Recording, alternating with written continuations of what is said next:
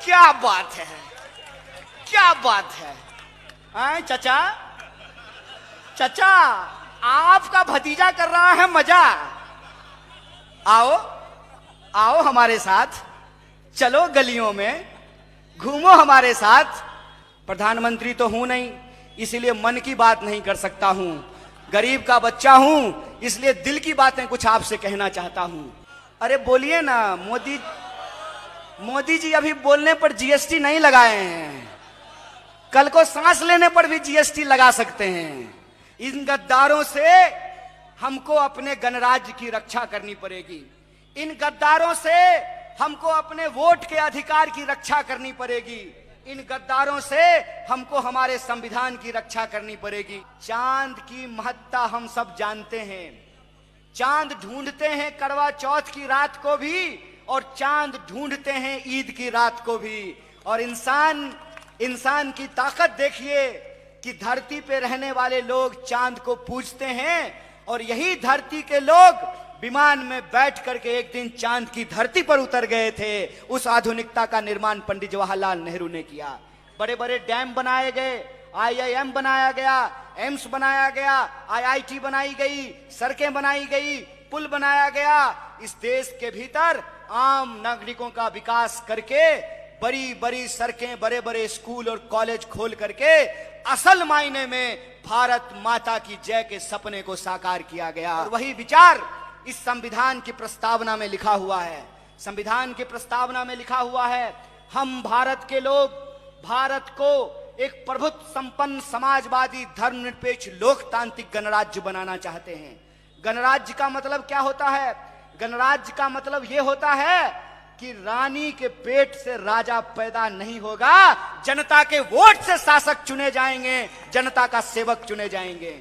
और यह जो जनता का वोट का अधिकार है, यह जनता का वोट का अधिकार इस बात को स्थापित करता है कि महलों में रहने वालों का भी वोट एक और झोपड़ी में रहने वालों का भी वोट एक।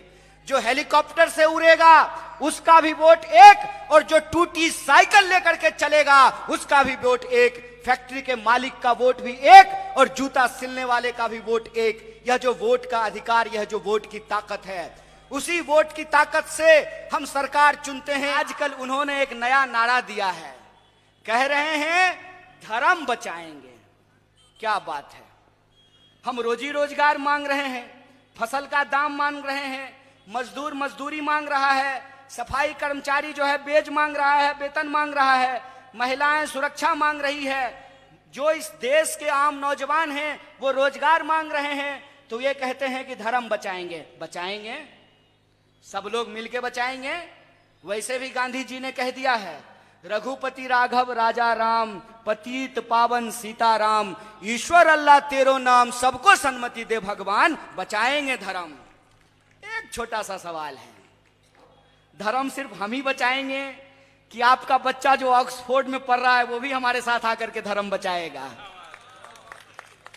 धर्म खाली इस देश के किसान मजदूर के बच्चे ही बचाएंगे, दुकानदार के बच्चे ही बचाएंगे, नौकरी करने वालों के बच्चे ही बचाएंगे, कि मुख्यमंत्री का बच्चा भी आएगा, प्रधानमंत्री का बच्चा भी आएगा? यही बात जब हमने बोला तो भाजपा का एक नेता बोला कि 1 मिनट, प्रधानमंत्री को तो बच्चा है ही नहीं। हमने कहा कि बच्चा नहीं है, भतीजा तो है ना, तो अपना ना सही जैसा कोई भेज दें।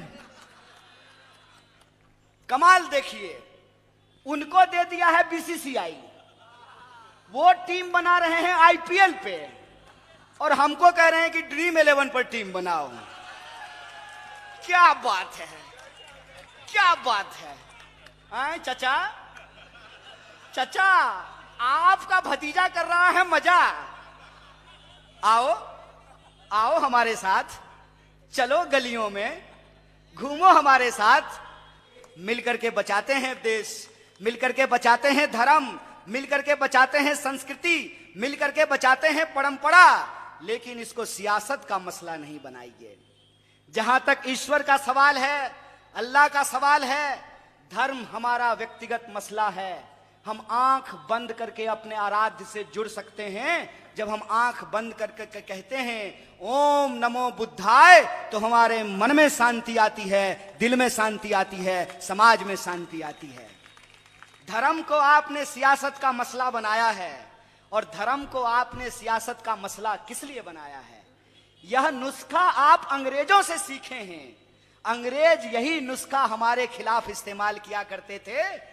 इस देश के भीतर जो अलग अलग धर्म के लोग थे उनको लड़ाया करते थे, और यहां का संपत्ति लूट करके इंग्लैंड ले जाया करते थे। हम कहते हैं कि ये अंग्रेज के बगल बच्चे हैं, यही तरीका इन्होंने सीखा है, यही नुस्खा इन्होंने अपनाया है। ये हमको आपस में लड़ाएंगे, इस साजिश को हमको नाकाम करना है। इस साजिश को हमको नाकाम करना है, और इनको बताना है कि देश की प्रगति का मतलब सबकी प्रगति होता है। एक बात सोच करके हमको बताइए, क्या इंसान से डेंगू के मच्छर ज्यादा स्मार्ट हैं क्या?